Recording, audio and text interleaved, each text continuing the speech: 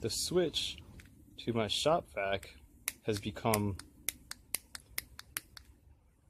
not functional anymore. We were using it by plugging it in and out. Now it's kind of stuck in the off position, but it doesn't matter. Let's replace it.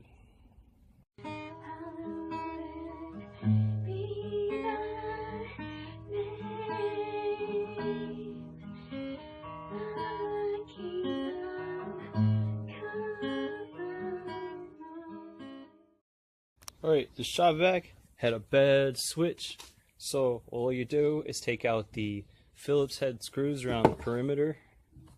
That's them there. Remove the top. That's that there. Very simple wiring.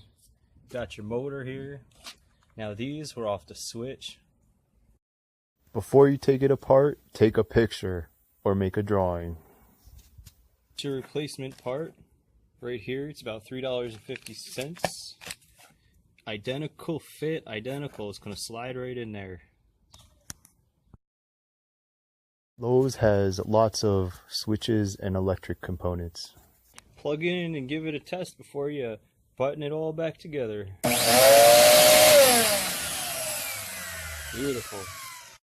You can actually press this here to release the whole structure.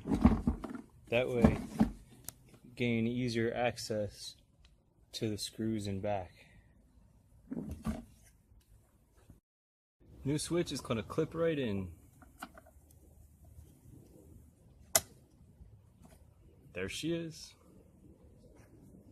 And they're not quite identical.